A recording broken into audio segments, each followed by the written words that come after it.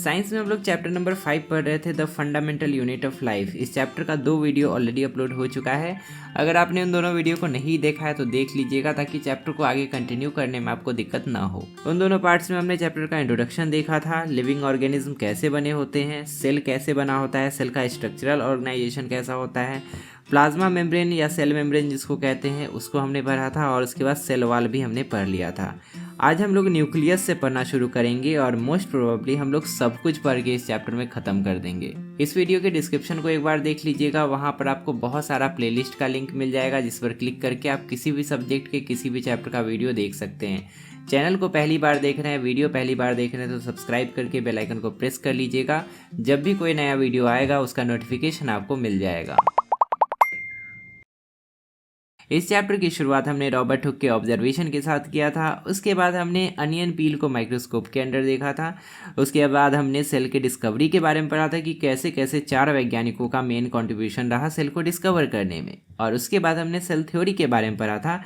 इसमें हमने 3 वैज्ञानिकों के बारे में जाना था।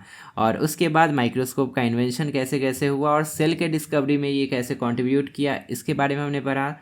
उसके बाद सेल के नंबर के बेसिस पर, साइज़ के बेसिस पर, शेप के बेसिस पर कैसे कैसे क्लासिफिकेशन होता है ये हमने पढ़ा।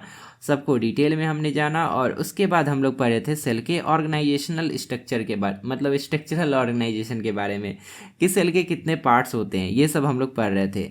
तो अब तक हम लोग सेल मेम्ब्रेन के बारे में पढ़ चुके थे। प्रोटोप्लाज्म में अभी एंटर किए हैं। प्रोटोप्लाज्म में साइटोप्लाज्म पढ़ लिए हैं, और न्यूक्लियस आज हम लोग पढ़ने वाले हैं। तो साइटोप्लाज्म के अंदर सेल ऑर्गेनेल्स होते हैं, सारे सेल ऑर्गेनेल्स को पढ़ेंगे और न्यूक्लियस के बारे में पढ़ेंगे कि न्यूक्लियस में क्या क्या होता है, और उसके बाद ये चैप्टर ऑलमोस्ट खत्म ही हो जाएगा। तो चलिए सबसे पहले न्यूक्लियस के बारे में पढ़ते हैं कि न्यूक्लियस होता क्या है और इसका काम क्या है। जैसे हमारे बॉडी के अंदर ब्रेन है ना, और ब्रेन हमारे बॉडी के सारे एक्टिविटीज़ को कंट्रोल करता है, हमारे सारे बॉडी पार्ट्स को कंट्रोल करता है।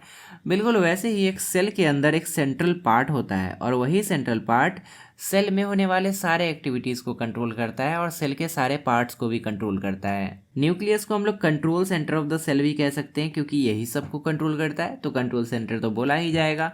इस कंट्रोल सेंटर के भी बहुत सारे पार्ट्स हैं। जैसे एक सेल के बहुत सारे पार्ट्स हैं ना, ये उसका जो लेयर है सबसे बाहर वाला उसको प्लाज्मा मेम्ब्रेन कहते हैं, बीच में जो लिक्विड जैसा सब्सटेंस भरा है उसको साइटोप्लाज्म कहते हैं, और जो सेंट्रल पार्ट है उसको न्यूक्लियस कहते हैं, जो अभी हम लोग पढ़ रहे हैं। और साइटोप्लाज्म और न्यूक्लियस को मिला के क्या कहते हैं, उसको कहते हैं प्रोटोप्लाज्म। बिल्कुल वैसे ही ये जो बीच वाला न्यूक्लियस है ना, इसका भी कई सारा पार्ट है। अब देखिए इसके क्या क्या पार्ट हैं। एक है न्यूक्लियर मेम्ब्रेन, दूसरा है क्रोमोसोम, तीसरा है डीएनए, चौथा है जीन्स, और पांचवा है क्रोमेटिन। तो ये सारे पार्ट क्या क्या होते हैं, इनके क्या क्या काम है, अच्छे से समझिएगा, हम एकदम आसान तरीके से समझाएंगे। सबसे पहला है न्यूक्लियर मेम्ब्रेन। जैसे सेल के बाहर एक मेम्ब्रेन होता है ना, एक झिल्ली होता है ना, जो कि उसको आउटर इन्वायरमेंट से बचा के रखता है, उसी तरह से न्यूक्लियस के बाहर भी एक झिल्ली होता है। और ये जो झिल्ली है ना, डबल लेयर्ड होता है। सेल के बाहर जो झिल्ली है वो सिंगल लेयर वाला होता है, लेकिन न्यूक्लियस के बाहर का जो झिल्ली होता है वो डबल लेयर वाला होता है, और इसको हम लोग कहते हैं न्यूक्लियर मेम्ब्रेन। सेल के बाहर का झिल्ली सेल मेम्ब्रेन, न्यूक्लियस के बाहर का झिल्ली न्यूक्लियर मेम्ब्रेन। नाम एकदम सिंपल है, याद हो जाएगा। इट इज़ डबल लेयर्ड, ये डबल लेयर वाला होता है। देखिए एक लेयर, 2 लेयर, डबल लेयर वाला दिख रहा है ना। कंटेन पोर्स, इसमें पोर्स होते हैं, छोटे छोटे छिद्र होते हैं। क्यों होते हैं छोटे छोटे छिद्र? For exchange between nucleus and cytoplasm. Nucleus ये रहा आपका, ये रहा आपका साइटोप्लाज्म। तो न्यूक्लियस और साइटोप्लाज्म के बीच मटेरियल्स का एक्सचेंज होते रहता है, चीज़ों का आदान प्रदान होते रहता है। उसके लिए इसमें छोटे छोटे छिद्र होते हैं, छोटे छोटे पोर्स होते हैं, और इन्हीं पोर्स के थ्रू मटेरियल्स आ जा सकते हैं। अब इन तीनों को ध्यान से समझिए, क्रोमोसोम, डीएनए, जीन्स, और क्रोमेटिन जो है ना, क्रोमेटिन से ही क्रोमोसोम बनता है। तो यहाँ पे बेसिकली 3 चीज़ को ही आपको अच्छे समझना है। क्रोमेटिन क्रोमोसोम का ही अर्लियर फॉर्म है। ये है आपका न्यूक्लियस का डायग्राम। ठीक, न्यूक्लियस के डायग्राम में अगर आप देखेंगे तो आपको हेयर जैसा कुछ कुछ स्ट्रक्चर दिख रहा है, लूज थ्रेड्स जैसा दिख रहा है, मतलब खुले हुए धागे आपको दिख रहे हैं। तो ये जो खुले हुए धागे हैं ना, लूज थ्रेड्स जो हैं, इन्हीं को कहा जाता है क्रोमेटिन। ठीक ना, इन्हीं को क्या कहा जाता है, इन्हीं को क्रोमेटिन कहा जाता है। जब सेल डिवाइड नहीं हो रहा होता है, जब सेल का डिवीजन होने का समय नहीं आया रहता है, तब तक इसमें ऐसे ही लूज थ्रेड्स होते हैं, क्रोमेटिन पाया जाता है। लेकिन जैसे ही सेल के डिवीजन का बारी आता है, सेल जब 2 हिस्सों में बंटने वाला रहता है, तो ये जो क्रोमेटिन है ना, ये कंडेंस होकर क्रोमोसोम बना लेता है। क्रोमोसोम का स्ट्रक्चर कुछ ऐसा होता है। एक्स जैसा इस तरह का स्ट्रक्चर बना लेता है, क्रोमोजोम बना लेता है। तो क्रोमेटिन क्या होता है? It is loose DNA threads in non dividing cell. जब सेल डिवाइड नहीं कर रहा होता है तब उसमें ऐसे धागे जैसा स्ट्रक्चर होता है, और जब सेल के डिवीज़न का बारी आ जाता है तब ये क्रोमोजोम बन जाते हैं, ऐसा स्ट्रक्चर कुछ बना लेते हैं। ये जो लूज थ्रेड थे वो ऐसे ऐसे करके टाई हो जाते हैं, बंध जाते हैं, और उनको फिर क्रोमोजोम कहा जाता है। क्रोमोजोम क्या होता है? Made of DNA protein visible during cell division. Cell के डिवाइड होते समय ही क्रोमोजोम बनते हैं। कैरी जेनेटिक इन्फॉर्मेशन, और इसमें क्या होता है? इसमें पिता का गुण कैरी होता है, मतलब पेरेंट्स का गुण जो है ना वो कैरी होता है टुवर्ड्स द चाइल्ड। आपको पता है कि माता पिता के गुण बच्चों में देखने को मिलते हैं। वो गुण कैसे उनको मिलते हैं? वो गुण मिलते हैं क्रोमोजोम्स के कारण। अब देखिए, क्रोमोजोम जो है ना, क्रोमोजोम के अंदर होता है डीएनए, और डीएनए के अंदर होता है जीन। क्रोमोजोम को मान लीजिए आप पूरा किताब, ठीक ना, पूरा का पूरा किताब है क्रोमोजोम। किताब में जो एक सिंगल लाइन है वो हो गया डीएनए, और डीएनए में जो एक सिंगल वर्ड है वो हो गया जीन, ठीक ना। तो बहुत सारे वर्ड मिलकर डीएनए बने, मतलब बहुत सारे वर्ड मिलकर सेंटेंस बने, और बहुत सारे सेंटेंस मिलकर पूरा एक किताब या पूरा स्टोरी बना।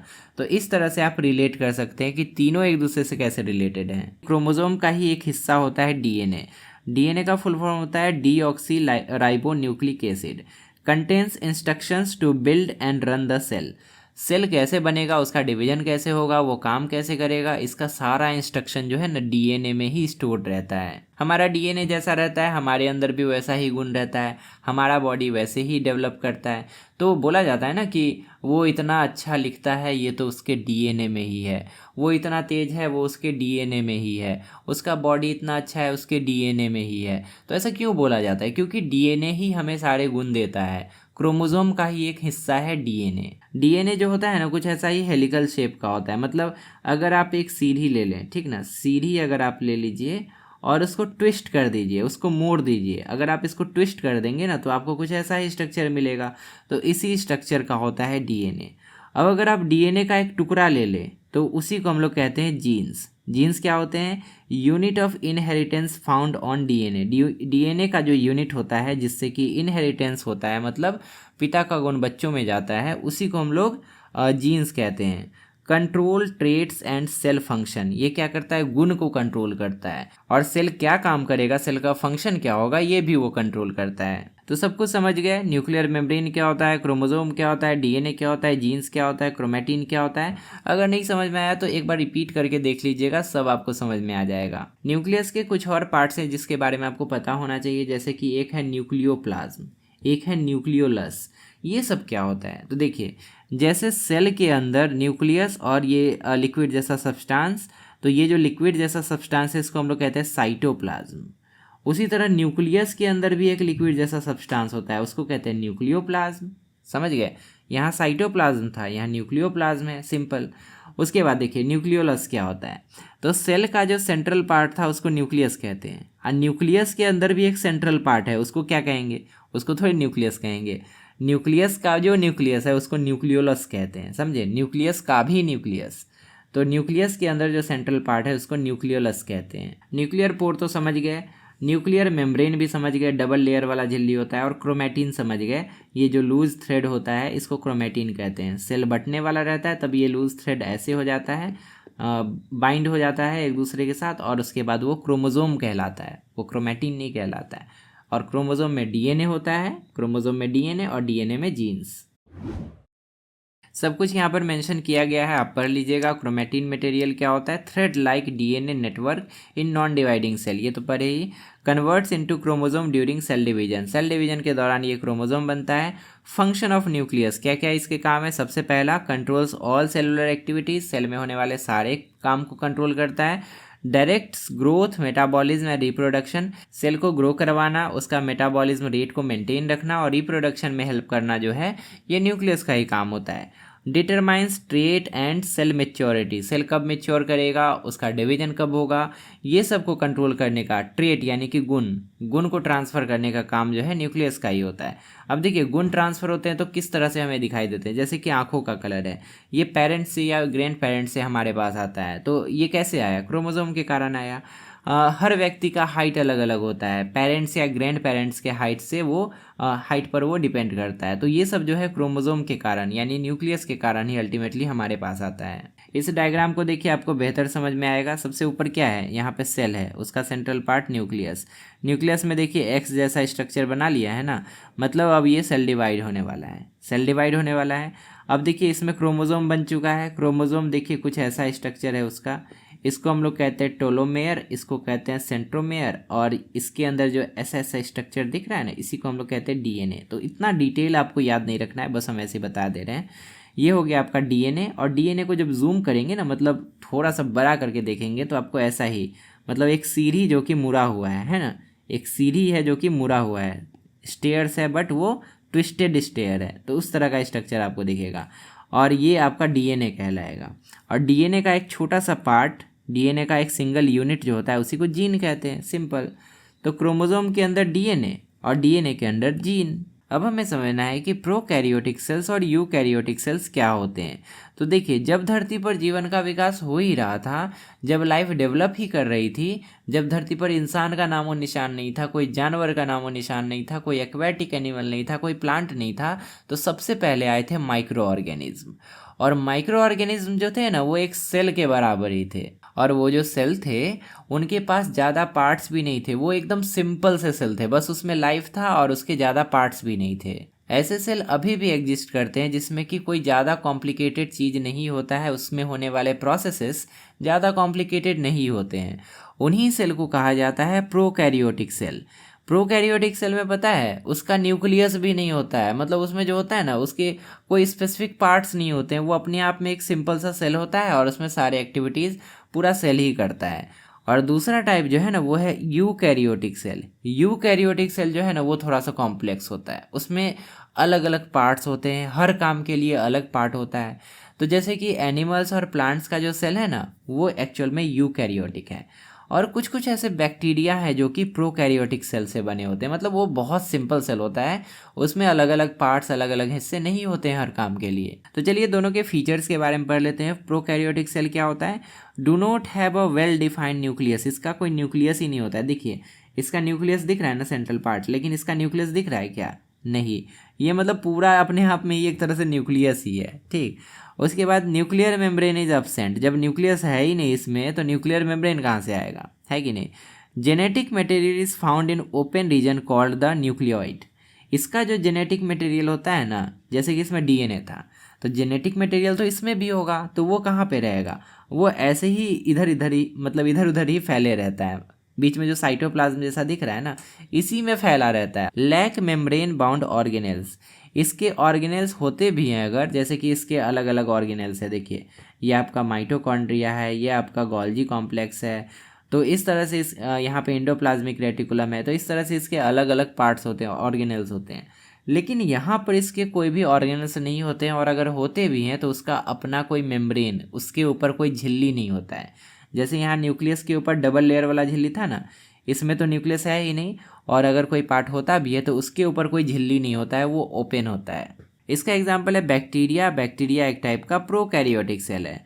अब देखिए यूकैरियोटिक सेल्स क्या होते हैं। प्रोकैरियोटिक सेल्स जब डेवलप कर जाते हैं ना, तब यूकैरियोटिक सेल बन जाते हैं। प्रोकैरियोटिक सेल में जब अपना न्यूक्लियस डेवलप हो जाता है, उसके अलग अलग ऑर्गेनेल्स डेवलप हो जाते हैं, तब वो यूकैरियोटिक सेल कहलाते हैं। एनिमल्स और प्लांट्स में जो सेल होते हैं वो यूकैरियोटिक होते हैं। चलिए इसके फीचर्स पढ़ लेते हैं। Have a well defined nucleus enclosed bye nuclear membrane, इसका एक अलग से न्यूक्लियस दिखता है और इसके चारों तरफ क्या होता है, न्यूक्लियर मेम्ब्रेन होता है। Contain membrane bound cell organelles like mitochondria, Golgi body etcetera, इसमें झिल्ली से घिरे हुए अलग अलग ऑर्गेनेल्स होते हैं, इनका भी अपना झिल्ली होता है, अपना इनके ऊपर भी अपना कवर होता है, और अलग अलग ऑर्गेनेल्स होते हैं अलग अलग कामों के लिए, जैसे माइटोकॉन्ड्रिया, गोल्जी कॉम्प्लेक्स, ये सब। Found in plant, animal, fungi and protist, protist जो होते हैं उसमें बहुत सारे अलग अलग ऑर्गेनिज्म आते हैं, ये एक तरह का कैटेगरी है। तो इन सभी में ना यूकैरियोटिक सेल ही पाए जाते हैं। तो समझ गए दोनों में क्या डिफरेंस है। ये सब हो गया आपका एग्जाम में लिखने के लिए, और समझने के लिए क्या हुआ, समझने के लिए बस इतना ही है कि प्रोकैरियोटिक सेल एकदम सिंपल सेल है, मतलब उसका ज़्यादा पार्ट नहीं है, वो बस जिंदा रह रहा है, उसमें होने वाले एक्टिविटीज़ के लिए अलग अलग ऑर्गेनल्स नहीं है, उसमें न्यूक्लियस भी नहीं है, न्यूक्लियर मेम्ब्रेन भी नहीं है। और जो यूकैरियोटिक सेल है ना, ये थोड़ा सा एडवांस है, इसमें बहुत सारे पार्ट्स हैं, कॉम्प्लेक्स प्रोसेसेस इसमें होते हैं, तो इस तरह के सेल को हम लोग यूकैरियोटिक सेल कहते हैं। अब चलिए साइटोप्लाज्म के बारे में डिटेल में पढ़ते हैं। क्या होता है साइटोप्लाज्म? हम आपको बताए थे कि सबसे बाहर होता है सेल मेम्ब्रेन। प्लांट का सेल अगर है तो उसके बाहर एक और लेयर होता है जिसको सेल वॉल कहते हैं। अंदर एक लिक्विड जैसा सब्सटेंस भरा होता है, उसी को कहा जाता है साइटोप्लाज्म। ये जो लिक्विड जैसा सब्सटेंस भरा हुआ है ना, इसी में ये सब एग्जिस्ट करते हैं। न्यूक्लियस भी उसी में होता है, एंडोप्लाज्मिक रेटिकुलम भी उसी में होता है, गोल्गी कॉम्प्लेक्स भी उसी में होता है, लाइसोसोम वैक्यूल सब उसी में होता है, ठीक ना। तो सबसे पहले हमें साइटोप्लाज्म के बारे में पढ़ना है। साइटोप्लाज्म ना एक तरह से प्ले ग्राउंड है और सारे बच्चे उसमें खेल रहे हैं। Cytoplasm is a fluid inside the cell membrane. Cell membrane के अंदर एक फ्लूइड है, लिक्विड जैसा सब्सटेंस है। Seen clearly in onion peel and cheek cell. अगर आप अनियन पील को देखेंगे तो उसमें भी आपको साइटोप्लाज्म दिखेगा, लिक्विड जैसा सब्सटेंस दिखेगा। और चीक सेल, आपके गाल के अंदर का जो सेल है ना, उसको भी अगर आप टूथपिक से निकाल के माइक्रोस्कोप के अंदर देखेंगे उसमें भी आपको साइटोप्लाज्म दिखेगा। It contains various membrane bound organelles. इसमें बहुत सारे ऐसे ऑर्गेनेल्स हैं, अंग हैं, जो कि अपने पर्सनल झिल्लियों से घिरे रहते हैं। इसका अपना पर्सनल झिल्ली होता है, सबका अपना अपना पर्सनल झिल्ली होता है, ठीक ना। ईच विथ स्पेसिफिक फंक्शंस, और सबका अपना अपना काम होता है। यूकैरियोटिक सेल्स है both nuclear membrane and organelles with membrane. अगर ये यूकैरियोटिक सेल है तो इसमें न्यूक्लियस भी होगा, सेल ऑर्गेनेल्स भी होंगे, और सबके पास मेम्ब्रेन यानी कि उसका अपना झिल्ली भी होगा। लेकिन अगर प्रोकैरियोटिक है तो उसमें इतना कॉम्प्लिकेशन नहीं होता है। वायरस की अगर हम बात करें तो viruses do not have any membrane. उसके पास झिल्ली नहीं होता है, which is why they can't show life like functions until they enter a host cell. Virus के पास कुछ नहीं होता है, इस तरह का मेम्ब्रेन, इस तरह का झिल्ली, साइटोप्लाज्म कुछ नहीं होता है। ये जो है ना लाइफ जैसा जो फीचर है वो नहीं दिखाते हैं, क्योंकि आपने पढ़ा होगा कि वायरस जो होते हैं ना वो फुली लिविंग भी नहीं होते हैं और फुली नॉन लिविंग भी नहीं होते हैं। वो लिविंग जैसा बिहेव करने लगते हैं जब वो किसी होस्ट सेल पे अट जाते हैं, मतलब होस्ट लिविंग थिंग पर जाते हैं। अगर किसी चीज़ से अटैच अगर वो हो गया तो वो जिंदा हो जाता है, अपने आप को डिवाइड करने लगता है। ये सब हो गया आपको लिखने के लिए। समझने के लिए बस इतना याद रखिएगा कि साइटोप्लाज्म एक प्लेग्राउंड की तरह है, एक बेस प्रोवाइड करता है जिसमें कि सारे जो सेल ऑर्गेनेल्स है वो सब काम कर पाते हैं। अब हमें सेल ऑर्गेनेल्स के बारे में पढ़ना है। सेल ऑर्गेनेल्स क्या होते हैं वो पढ़ेंगे, और फिर कितने तरह के सेल ऑर्गेनेल्स होते हैं सबके बारे में एक एक करके डिटेल में पढ़ेंगे, ठीक ना। तो as a whole cell organelle होता क्या है? जैसे कि हमारे बॉडी में शुरू में भी हम आपको बताए थे कि हमारे बॉडी में अलग अलग ऑर्गेन होता है। ऑर्गेन का काम क्या होता है? जैसे कि हार्ट है वो ब्लड को पंप करता है, हमारा लंग्स है वो रेस्पिरेशन में हेल्प करता है। इसी तरह से बहुत सारे ऑर्गेन्स हमारे बॉडी में है कि नहीं। उसी तरह से एक सेल के अंदर भी बहुत सारे अंग हैं, ठीक ना। जैसे कि एंडोप्लाज्मिक रेटिकुलम, इसका अलग काम है। क्लोरोप्लास्ट का अलग काम है। लाइसोसोम का अलग काम है। वैक्यूल का अलग काम है। ये सारे सेल ऑर्गेनेल्स हैं, ठीक ना। सेल का किडनी, सेल का हार्ट, सेल का लंग्स, ये सब मतलब एक तरह से वही सब है सेल के लिए, ठीक। तो अब चलिए इसके बारे में पढ़ते हैं। Eukaryotic cells have a membrane around them that separates their content from external environment. Eukaryotic cell में मेम्ब्रेन होता है, एक झिल्ली होता है जो कि उसको इन्वायरमेंट से प्रोटेक्ट करके रखता है, अलग करके रखता है, सेपरेट करके रखता है। These large and complex cells require many chemical activities to function properly. और ये जो सेल्स है ना अच्छे से काम करने के लिए इसमें कई सारे केमिकल प्रोसेसेस होते हैं, है ना। और इन्हीं केमिकल प्रोसेसेस को हेल्प करते हैं मेम्ब्रेन बाउंड स्ट्रक्चर्स जिनको ऑर्गेनेल्स कहा जाता है। क्या क्या काम हो सकता है? जैसे कि मान लीजिए कोई मटेरियल को स्टोर करना है तो वैक्यूल उसमें मदद करेगा। अगर मान लीजिए कि इसमें प्रोटीन बनाना है तो उसके लिए क्या नाम होता है उसका, राइबोसोम, हाँ राइबोसोम उसमें हेल्प करेगा। डीएनए वाला काम है तो वो कौन करेगा? न्यूक्लियस करेगा, है ना। एनर्जी बनाना है तो माइटोकॉन्ड्रिया करेगा। ये नहीं है माइटोकॉन्ड्रिया, किधर गया? ये है माइटोकॉन्ड्रिया। तो इस तरह से सबका अलग अलग काम होता है, ठीक ना। हम लोग हर सेल ऑर्गेनेल के कामों के बारे में भी अभी हम लोग पढ़ने वाले हैं। These feature distinguish them from prokaryotic cells. इन्हीं फीचर्स के कारण जो यूकैरियोटिक सेल होते हैं वो प्रोकैरियोटिक से अलग होते हैं। प्रोकैरियोटिक में आपको इतना चीज़ नहीं मिलने वाला है। प्रोकैरियोटिक एकदम सिंपल सा सीधा साधा सेल है। Some organelles are only visible under electron microscope. ये सारे जो ऑर्गेनेल्स है ना, एक तो देखिए सेल ही इतना छोटा है जो कि पावरफुल माइक्रोस्कोप में दिखता है। अब सेल के अंदर जो इतने सारे पार्ट्स हैं उनको अगर आपको देखना है तो और पावरफुल माइक्रोस्कोप लगेगा, और उस माइक्रोस्कोप का नाम है इलेक्ट्रॉन माइक्रोस्कोप। समझे? इलेक्ट्रॉन माइक्रोस्कोप जो होता है ना बहुत पावरफुल होता है, वो बहुत जूम करके हमें दिखा देता है। अब देखिए हमें कौन कौन से सेल ऑर्गेनेल के बारे में पढ़ना है। सबसे पहले पढ़ेंगे एंडोप्लाज्मिक रेटिकुलम। ये दो तरह का होता है, एक होता है रफ वाला एंडोप्लाज्मिक रेटिकुलम, एक होता है स्मूथ वाला। उसके बाद गोल्जी अपैरेटस के बारे में पढ़ेंगे, इसको हम लोग गोल्जी कॉम्प्लेक्स भी कहते हैं, तो कन्फ्यूज मत कीजिएगा। Golgi apparatus, Golgi complex same same. उसके बाद लाइसोसोम के बारे में पढ़ेंगे, माइटोकॉन्ड्रिया के बारे में पढ़ेंगे, उसके बाद प्लास्टिड्स के बारे में पढ़ेंगे। प्लास्टिड्स केवल प्लांट सेल में ही पाए जाते हैं, एनिमल सेल में प्लास्टिड नहीं होता है। पता है अगर एनिमल सेल में प्लास्टिड होता तो क्या होता? हम लोग भी फोटोसिंथेसिस कर पाते, आराम से धूप में बैठ जाते, खाना पीना एकदम नहीं, दिन भर धूप में बैठे रहो, पेट भरते जाएगा। लेकिन भगवान जी हम लोग के साथ ज्यादती कर दी, हम लोग को प्लास्टिड दिए ही नहीं। एक और चीज़ होता अगर प्लास्टिड होता तो पता है क्या?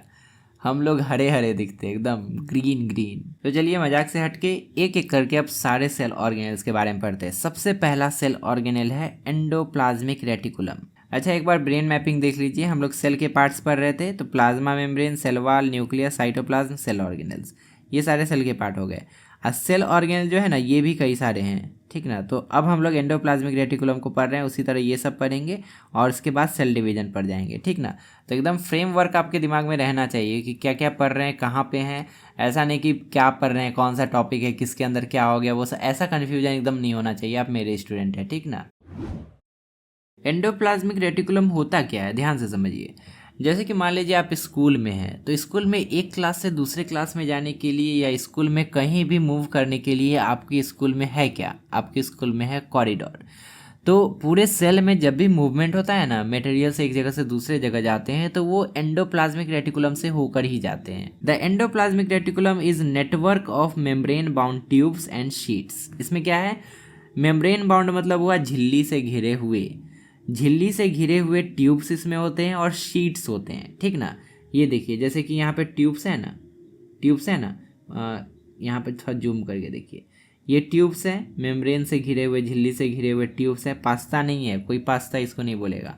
और यहाँ पे देखिए शीट्स हैं, है ना, झिल्ली से घिरे हुए शीट्स हैं। इसी के थ्रू जो है मटेरियल्स का ट्रांसपोर्टेशन होता है सेल के अंदर, ठीक ना। तो एंडोप्लाज्मिक रेटिकुलम क्या है? It is membrane bound tubes and sheets present inside the cell. It helps in transport of materials through the cell. Cell से होकर मटेरियल्स को ट्रांसपोर्ट करने में एंडोप्लाज्मिक रेटिकुलम ही हेल्प करता है। अब देखिए हमारे बॉडी में बहुत सारे सेल्स हैं, है कि नहीं। हर सेल से होकर मटेरियल्स का ट्रांसपोर्टेशन होता है, एक सेल से दूसरे सेल में गया, दूसरे से तीसरे में, तीसरे से चौथे में, इस तरह से पूरे बॉडी में मटेरियल्स का ट्रांसपोर्टेशन होता है हमारे बॉडी के अंदर, ठीक ना। तो एक सेल से दूसरे सेल में, दूसरे सेल से तीसरे सेल में ये ट्रांसपोर्टेशन होता कैसे? ये होता है एंडोप्लाज्मिक रेटिकुलम के थ्रू। समझ गए ना। एंडोप्लाज्मिक रेटिकुलम दो तरह का होता है, एक होता है रफ वाला मतलब खुरदरा, ठीक ना, एक होता है स्मूथ वाला।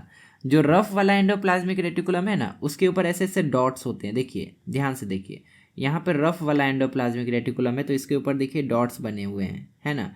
और ये जिसको पास्ता जैसा जो दिख रहा है, इसके ऊपर कोई डॉट नहीं है, नहीं ना है। तो ये हो गया आपका स्मूथ एंडोप्लाज्मिक रेटिकुलम, ये हो गया आपका रफ एंडोप्लाज्मिक रेटिकुलम। अब चलिए दोनों के बीच का डिफरेंस जानते हैं। दोनों के बीच डिफरेंस क्या क्या है? सबसे पहला सरफेस में डिफरेंस है दोनों का। जो रफ वाला एंडोप्लाज्मिक रेटिकुलम है ना, इट हैज़ राइबोसोम्स। इसके ऊपर राइबोसोम्स होते हैं। राइबोसोम हम बताएंगे, अभी पढ़ेंगे उसके बारे में। राइबोसोम जो है ना वो प्रोटीन बनाने में हेल्प करता है, ठीक ना। तो अभी इतना ही जानिए।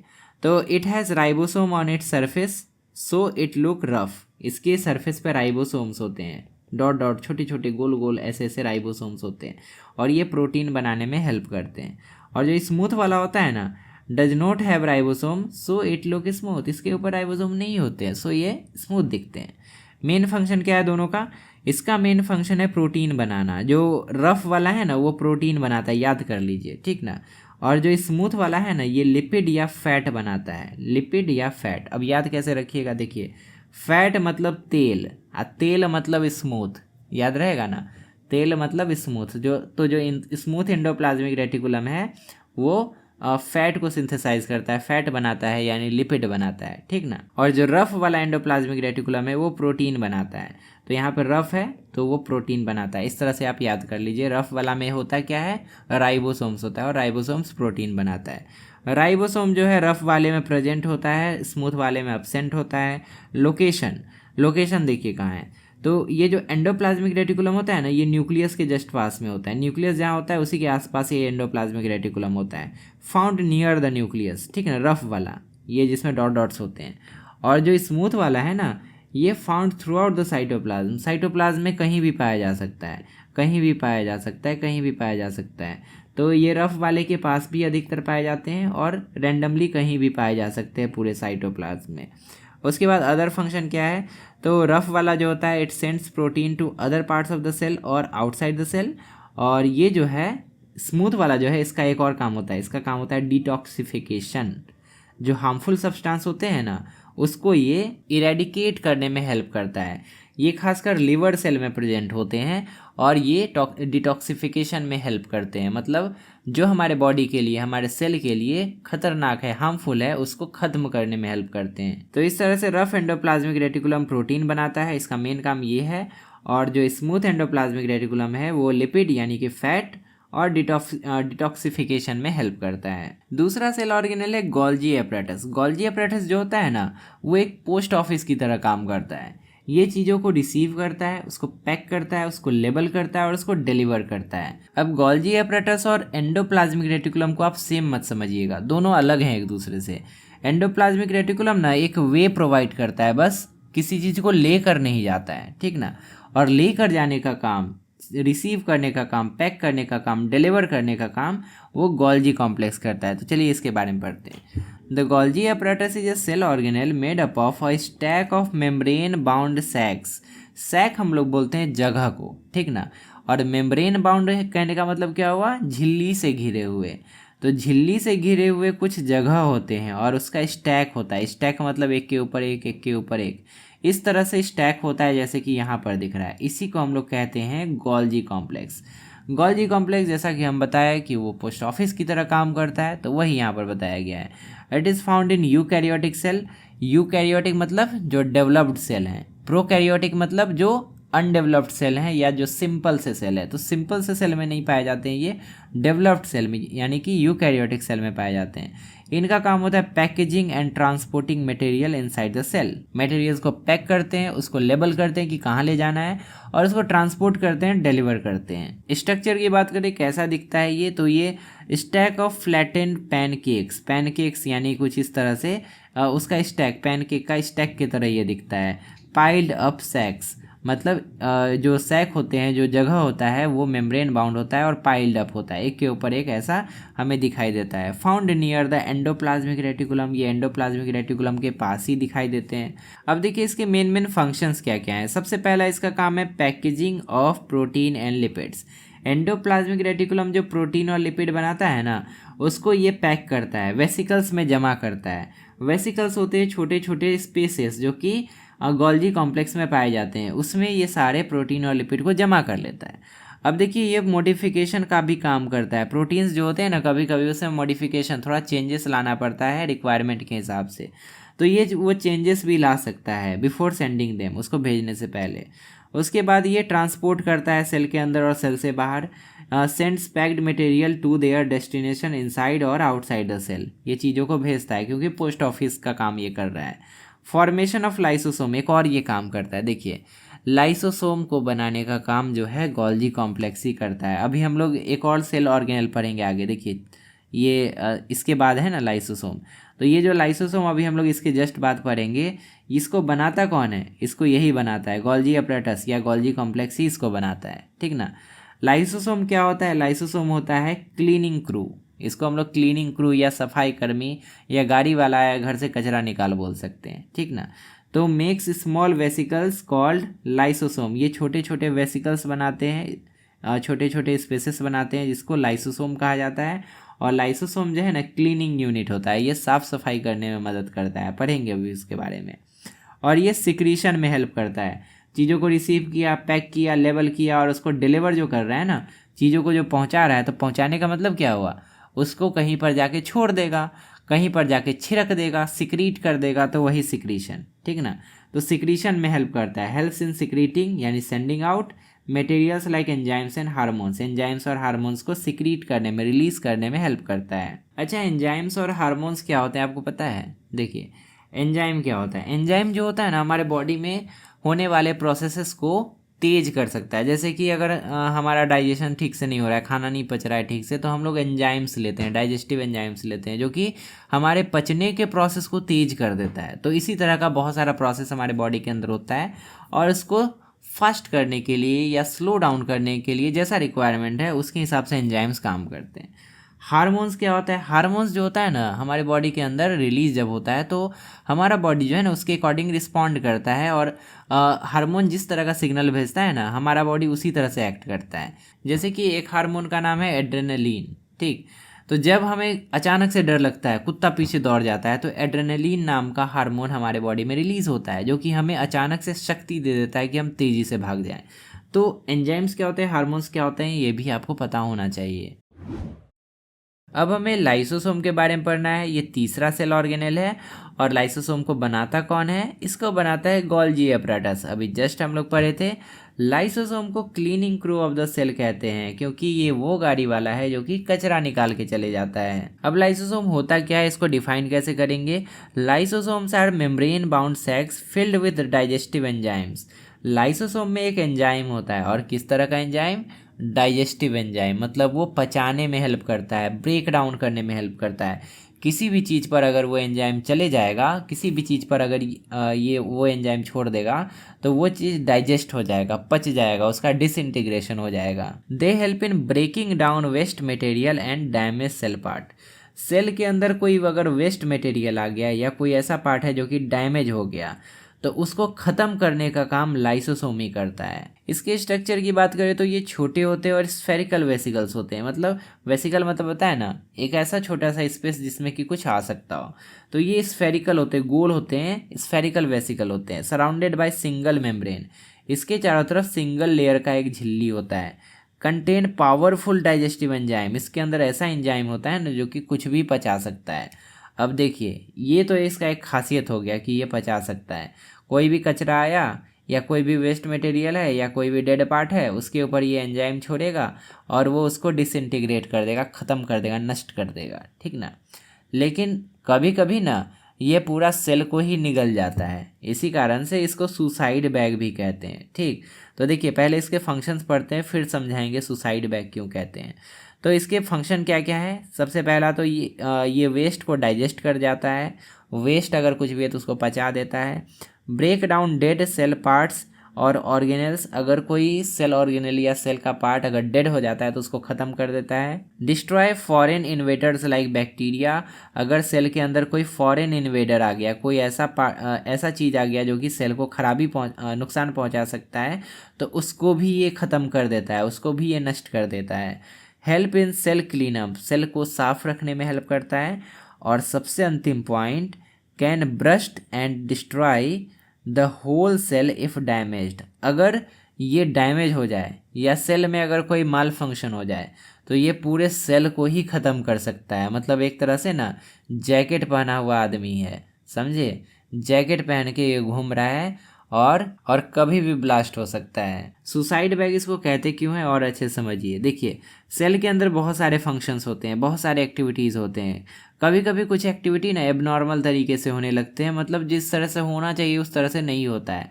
तो ये जो लाइसोसोम है ना, उसको लगता है कि सेल के अंदर ना ज़रूर कोई गड़बड़ चीज़ हो रहा है, ज़रूर कोई खतरा सेल के अंदर आया है। तो ये क्या करता है, बहुत तेज़ी से डाइजेस्टिव एंजाइम रिलीज़ कर देता है कि जो खतरा होगा वो मर जाएगा। लेकिन पता चलता है कि सेल जितना डाइजेस्टिव एंजाइम ये रिलीज़ कर देता है ना, कि सेल के ऑर्गेनल्स ही पचने लगते हैं, वही डाइजेस्ट हो जाते हैं, समझ रहे हैं। सेल के अंदर जितने ऑर्गेनल्स हैं वही नष्ट होने लगते हैं, और इस तरह से पूरा सेल ही डाइजेस्ट हो जाता है। इसी कारण से बस इसको हम लोग सुसाइड बैग कहते हैं। तो याद रखिएगा ये कहानी। चौथा सेल ऑर्गेनल है माइटोकॉन्ड्रिया। जो बच्चा कुछ भी नहीं जानता है, कुछ भी नहीं पढ़ता लिखता है, दिन भर इधर उधर घूमता है, उसको भी पता है कि mitochondria is the power house of the cell. Instagram का हर मीम में कमेंट किया हुआ रहता है, बहुत पढ़े हैं हम। तो माइटोकॉन्ड्रिया के बारे में अगर आपसे एग्जाम में पूछे तो डेफिनेटली आप लिख के आइएगा, है कि नहीं। तो चलिए माइटोकॉन्ड्रिया के बारे में पढ़ते हैं। Mitochondria double membrane cell organelle. Mitochondria जो होता है ना, ये डबल मेम्ब्रेन वाला होता है। एक झिल्ली इसके बाहर होता है, ये बाहर वाला झिल्ली हो गया। बाहर वाला झिल्ली जो होता है स्मूथ होता है, जैसे स्मूथ एंडोप्लाज्मिक रेटिकुलम था ना स्मूथ, वैसे इसका बाहर वाला झिल्ली स्मूथ होता है। और अंदर वाला जो झिल्ली होता है ना, ये मुड़ा हुआ रहता है और ये रफ होता है। जैसे रफ एंडोप्लाज्मिक रेटिकुलम था, उसी तरह से माइटोकॉन्ड्रिया का अंदर वाला झिल्ली रफ होता है, इसमें डॉट्स होते हैं। अब आप बताइए कि ये डॉट्स क्या हैं।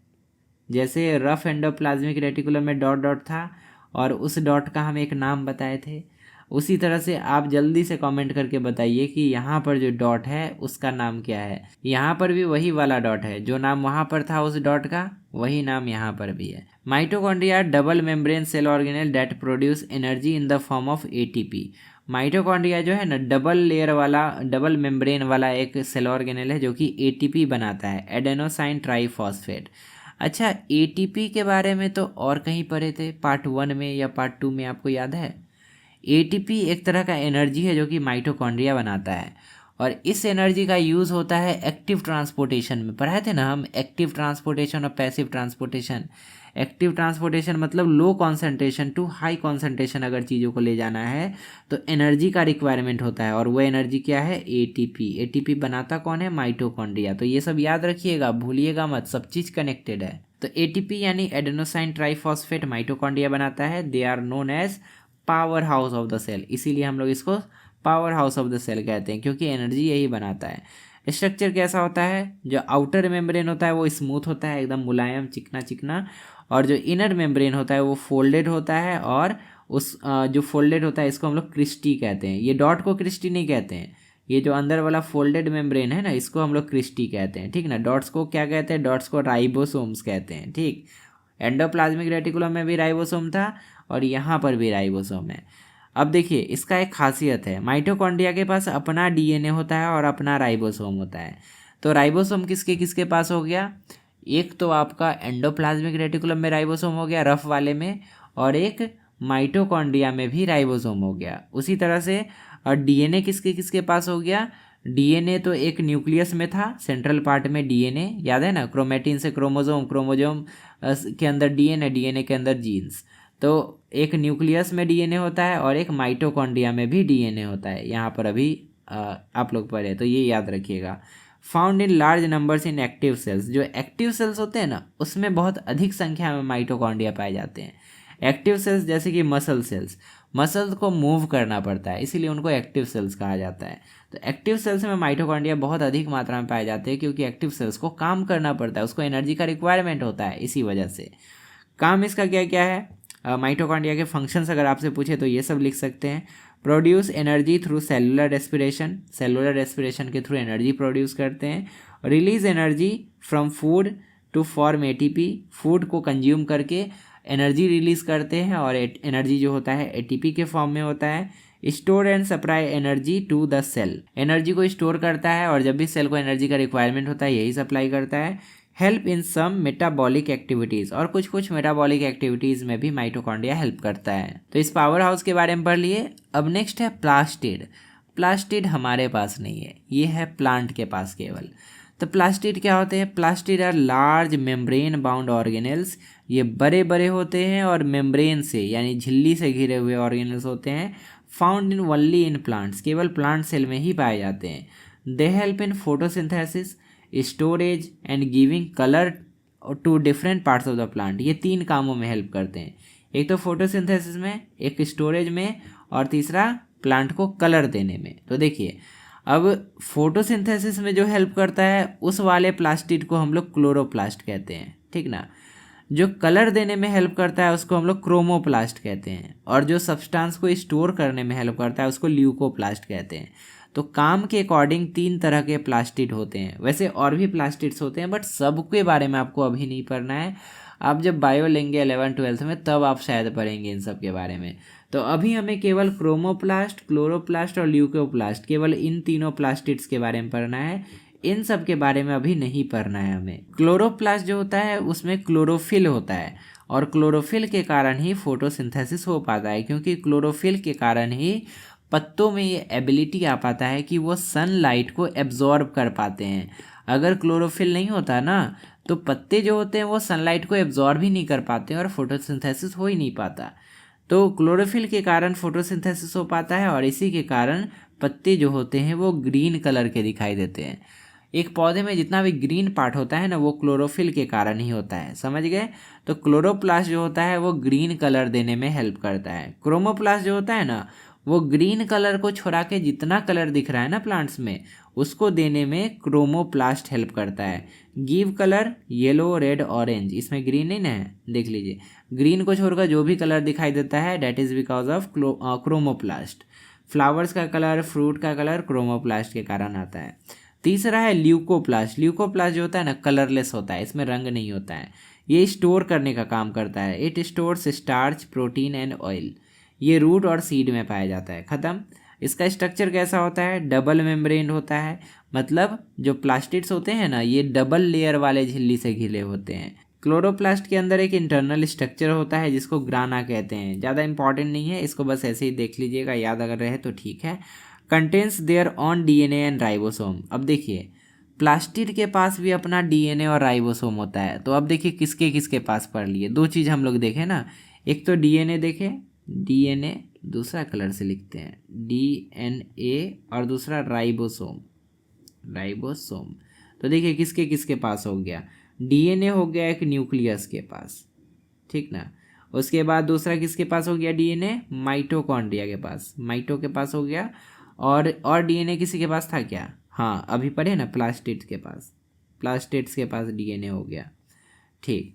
राइबोसोम किसके किसके पास हो गया? राइबोसोम एक तो एंडोप्लाज्मिक रेटिकुलम के पास था, दूसरा किसके पास था? माइटोकॉन्ड्रिया के पास था, माइटो के पास राइबोसोम था। और एक अभी हमने पढ़ा कि प्लास्टिड के पास भी राइबोसोम होता है, तो प्लास्टिड एक हो गया। तो ये याद रखिएगा किसके किसके पास क्या क्या होता है। अगला सेल ऑर्गेनेल है राइबोसोम। बहुत देर से राइबोसोम राइबोसोम कर रहे थे, आ ही नहीं रहा है। तो ये है आपका राइबोसोम। इसके ऊपर कोई कवर नहीं होता है, कोई झिल्ली नहीं होता है। इट इज़ टाइनी, बहुत छोटा होता है ये, and non membrane bound organelle that help in protein synthesis. Protein बनाने में हेल्प करता है। They are found in both plants and animal cell, दोनों में पाए जाते हैं ये, प्लांट में भी एनिमल में भी। स्ट्रक्चर कैसा होता है? बहुत छोटा होता है, स्फेरिकल होता है, made of RNA and proteins. ये आरएनए क्या होता है? तो आपको डीएनए का फुल फॉर्म बताए थे ना, डीएनए होता है क्या?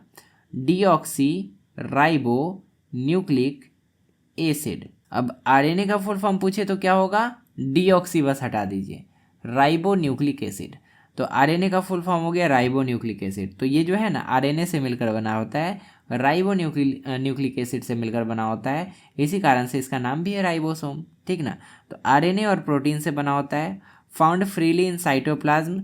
साइटोप्लाज्म जो लिक्विड है उसमें कहीं कहीं भी पाया जा सकता है राइबोसोम, और एंडोप्लाज्मिक रेटिकुलम पर भी पाया जाता है, माइटोकॉन्ड्रिया के अंदर क्रिस्टी में भी पाया जाता है, और प्लास्टिड्स में तो पाया ही जाता है। इसके काम क्या क्या है? ये प्रोटीन बनाता है जो कि सेल के अलग अलग फंक्शंस के लिए ज़रूरी है। Ribosomes on rough endoplasmic reticulum make protein for export. बाहर भेजने के लिए राइबोसोम रफ एंडोप्लाज्मिक रेटिकुलम पर प्रोटीन बनाता है। वहाँ जो प्रोटीन बनता है वो एक्सपोर्ट होता है, बाहर जाता है, दूसरे सेल्स में जाता है। Free ribosomes make protein for internal use. और जो फ्री राइबोसोम्स होते हैं ना, जो कि कहीं कहीं साइटोप्लाज्म में पाए जाते हैं, वो इंटरनल यूज के लिए बनाते हैं प्रोटीन। राइबोसोम एक ऐसा चीज़ है जो कि प्रोकैरियोटिक और यूकैरियोटिक सेल दोनों तरह के सेल्स में पाए जाते हैं, और इनको प्रोटीन फैक्ट्री कहा जाता है। प्रोटीन फैक्ट्री क्यों? क्योंकि मेनली ये प्रोटीन बनाने का ही काम करते हैं। अब सबसे अंतिम सेल ऑर्गेनेल जिसके बारे में हमें पढ़ना है वो है वैक्यूल। वैक्यूल क्या है? वैक्यूल है एक स्टोरेज रूम, बहुत बड़ा सा कमरा जिसमें कि बहुत सारी चीज़ें स्टोर्ड रह सकती है। Vacuoles are fluid filled membrane bound sacs. Sac मतलब होता है जगह, मेम्ब्रेन बाउंड जगह होता है, मेम्ब्रेन से घिरा हुआ जगह होता है। They help in storage of substance and maintain cell shape. ये सब्सटेंस के स्टोरेज में भी हेल्प करता है और सेल के शेप को बनाए रखने में भी हेल्प करता है।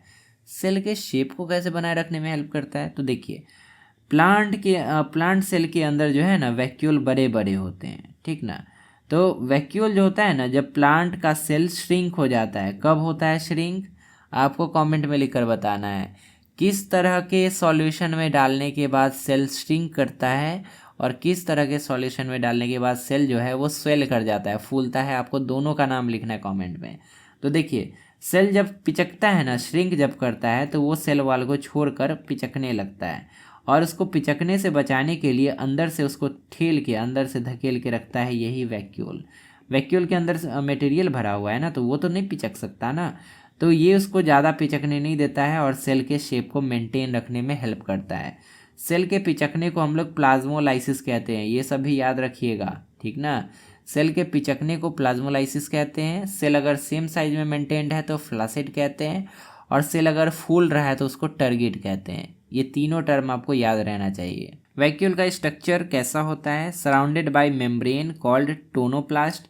ये वैक्यूल जो है एक झिल्ली से घिरा हुआ रहता है, इस झिल्ली को टोनोप्लास्ट कहते हैं। देख लीजिए, याद कर लीजिए, tonoplast. Filled with cell sap, इसके अंदर ना सेल सैप भरा रहता है। सैप किसको कहते हैं? एक तरह का लिक्विड भरा रहता है जिसमें वाटर, शुगर, सॉल्ट सब रहता है, मिला हुआ रहता है।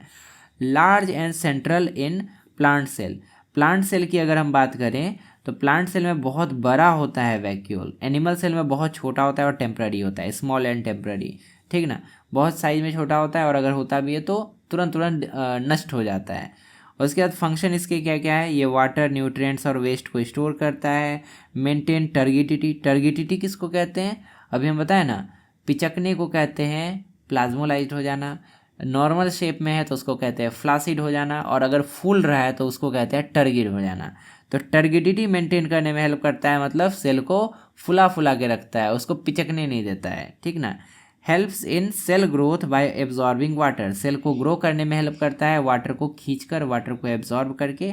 इन some materials help in excretion and in some animals help in excretion and digestion. किसी किसी एनिमल में एक्सक्रीशन में और डाइजेशन में भी हेल्प करता है वैक्यूल। तो ख़त्म, सारे हमने जितने भी सेल ऑर्गेनल्स से सबके बारे में हमने पढ़ लिया। अब देखिए ये वाला टेबल देख लीजिए। अभी हमने जितने भी सेल ऑर्गेनल्स के बारे में पढ़ा ना, उसमें देखिए आप लोग की कुछ कुछ में तो झिल्ली है ही नहीं, उसके ऊपर कवरिंग है ही नहीं। कुछ कुछ में सिंगल कवरिंग है और कुछ कुछ में डबल कवरिंग है, डबल लेयर मेम्ब्रेन है। तो बिना मेम्ब्रेन का कौन पढ़े? राइबोसोम पढ़े। सिंगल मेम्ब्रेन वाला कौन कौन था? एक एंडोप्लाज्मिक रेटिकुलम था, रफ वाला और स्मूथ वाला। गोल्जी अपैरेटस या गोल्जी कॉम्प्लेक्स था, लाइसोसोम्स था और वैक्यूल था। इन सब के पास सिंगल मेम्ब्रेन है, सिंगल लेयर है उसके चारों तरफ। और डबल मेम्ब्रेन वाला कौन था? एक था न्यूक्लियस, ये डबल लेयर वाला था। माइटोकॉन्ड्रिया, माइटोकॉन्ड्रिया भी डबल लेयर वाला होता है। उसके बाद प्लास्टिड, प्लास्टिड भी डबल लेयर वाला होता है।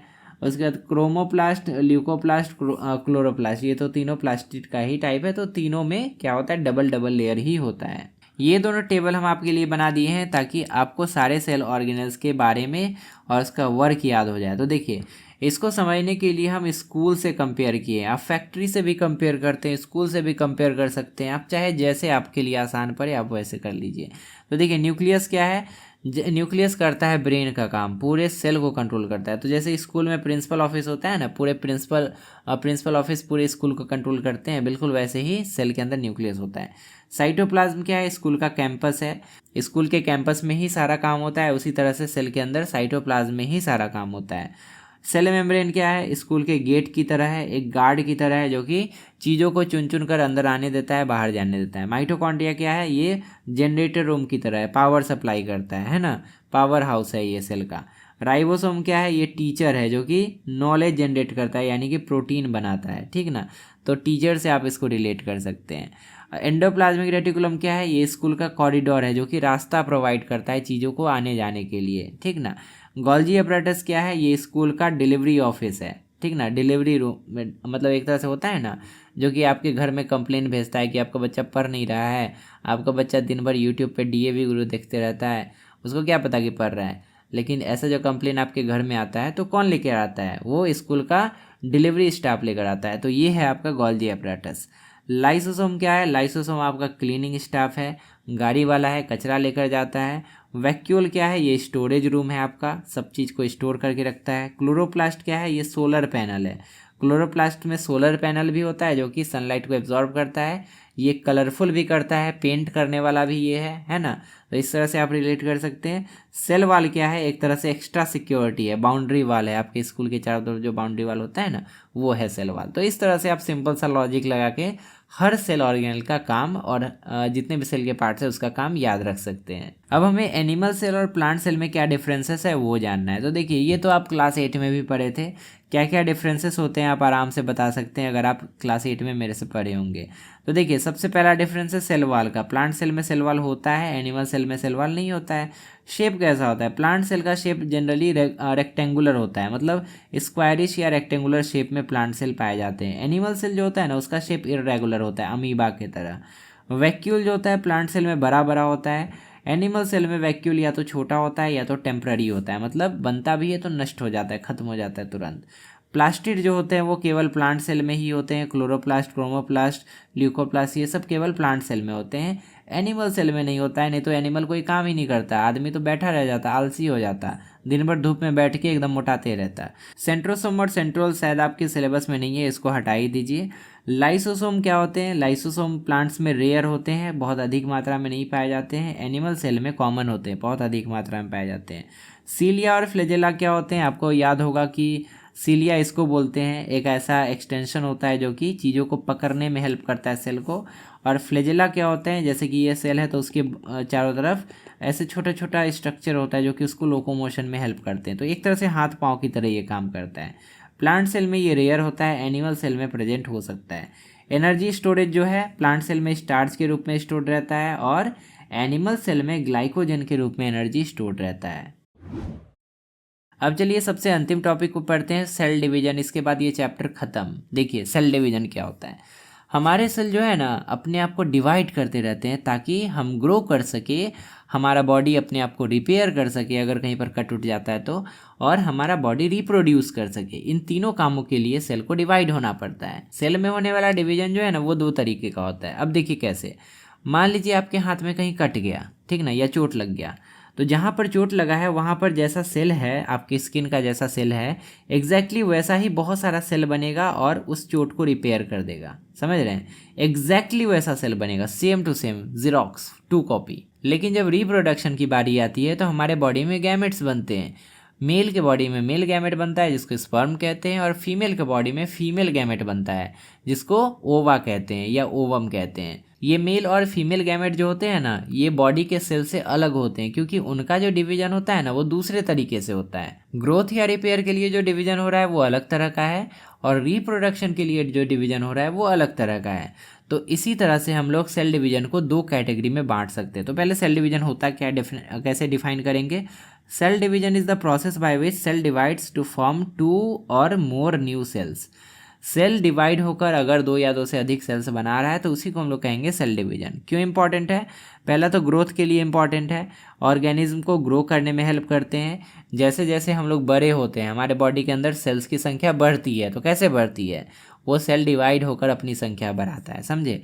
रिपेयर करने में भी सेल डिवाइड होते हैं, जैसे कहीं चोट लग गया है ना, तो वहाँ पे रिपेयर कैसे होगा, वहाँ पे नए सेल्स बनेंगे, पुराना सेल ही डिवाइड होकर नया सेल बनाएगा और उसके बाद वो रिपेयर हो जाएगा, हमारा चोट है धीरे धीरे ठीक हो जाएगा।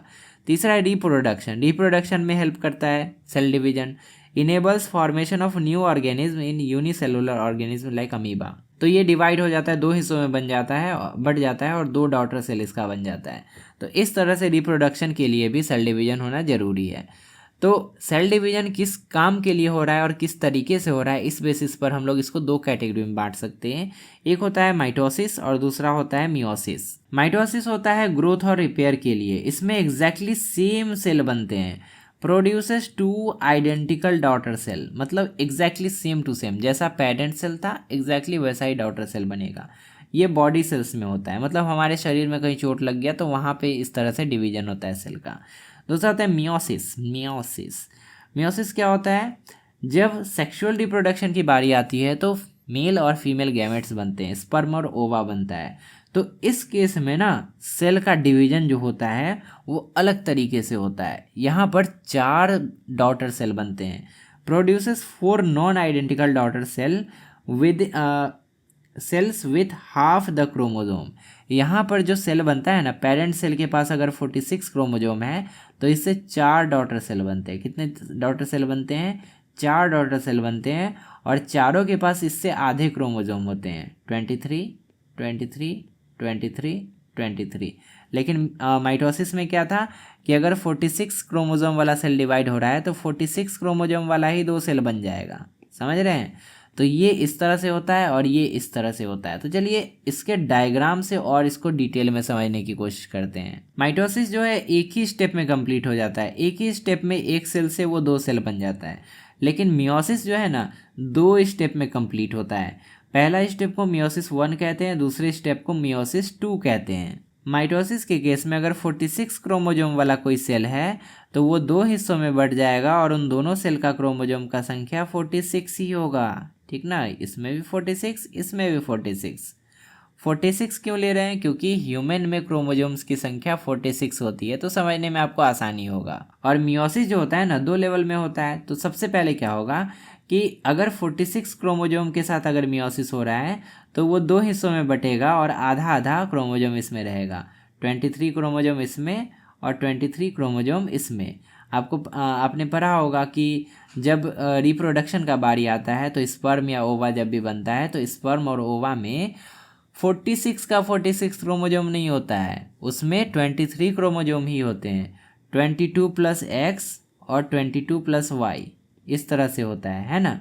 तो 22 + X या 22 + Y मेल में होता है और फीमेल में केवल 22 + X ही होता है, ऐसा आप लोग पढ़े होंगे।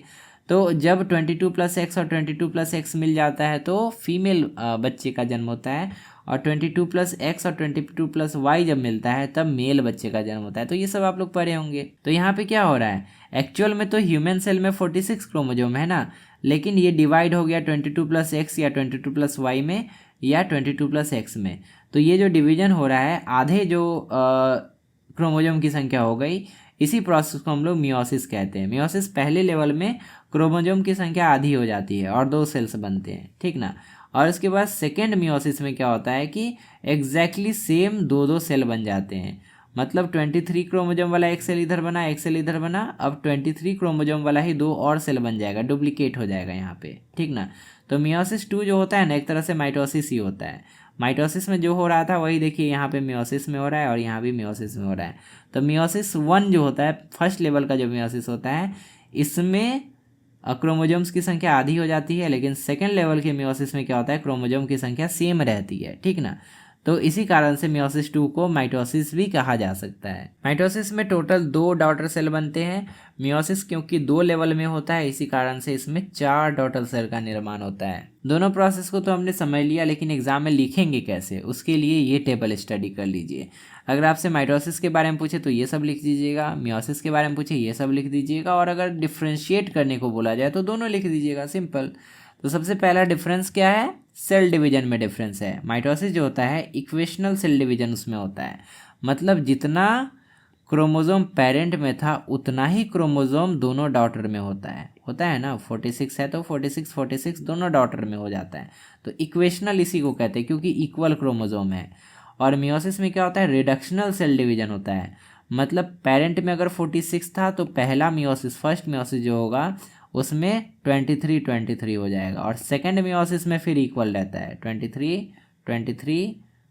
23 और 23, ठीक ना। तो इस तरह से 2 लेवल पे मियोसिस होता है।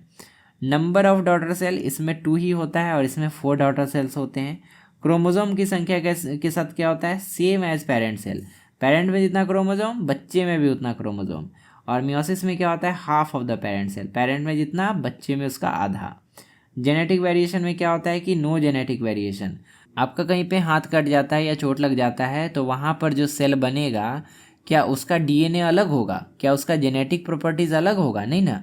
उसका गुण सेम टू सेम पहले जैसा सेल जैसा ही रहेगा, तो उसमें कोई भी वेरिएशन नहीं होता है। लेकिन जो मियोसिस होता है ना तो उसमें जेनेटिक वेरिएशन देखने को मिल सकते क्या, मिलेगा ही। जो स्पर्म और ओवा बनेगा जब उनके मिलने से जब एक नए बच्चे का जन्म होगा तो एग्जैक्टली वो फादर या मदर के थोड़ी दिखेंगे, या उसका गुण थोड़ी एग्जैक्टली फादर या मदर की तरह रहेगा, उसमें वेरिएशन होगा ही। उसके बाद पर्पस क्या है दोनों का, तो माइटोसिस जो होता है वो ग्रोथ और रिपेयर के लिए होता है, और एसेक्सुअल रिप्रोडक्शन के लिए भी माइटोसिस होता है, ठीक ना। मियोसिस जो होता है वो फॉर्मेशन ऑफ गैमेट्स में हेल्प करता है, स्पर्म और एग सेल्स को बनाने में हेल्प करता है। वेयर इट अकर्स, ये होता कहाँ है, तो ये होता है सोमैटिक सेल्स में, यानी कि बॉडी सेल्स में, बॉडी के अलग अलग हिस्सों में होता है। और मियोसिस कहाँ होता है, ये रिप्रोडक्टिव सेल्स में होता है, जहाँ पर स्पर्म और ओवा का फॉर्मेशन होता है, वहाँ पे मियोसिस होता है। तो फाइनली हमने इन सभी टॉपिक्स को 3 अलग अलग वीडियोस में कंप्लीट कर लिया। बहुत सारे बच्चे बोल रहे हैं कि एसएसटी का भी वीडियो लाया जाए, कर रहे हैं प्रबंध, जल्दी ही वो भी आएगा। अगर ये वीडियो आपको अच्छा लगा तो वीडियो को लाइक कर दीजिएगा, चैनल को सब्सक्राइब कर लीजिएगा और एक प्यारा सा कमेंट सेक्शन में डाल दीजिएगा। लेफ्ट साइड में क्लिक करके आप साइंस का प्लेलिस्ट ओपन कर सकते हो, वहाँ पर आपको बहुत सारे ऐसे ही वीडियोस मिल जाएंगे और लेफ्ट साइड में क्लिक करके आप अगला वीडियो देख सकते हैं। फिलहाल इस वीडियो में इतना ही, मिलते हैं अगली क्लास में बहुत सारे नए टॉपिक्स के साथ। तब तक के लिए अपना ध्यान रखिए और अच्छे से पढ़ाई करते रहिए।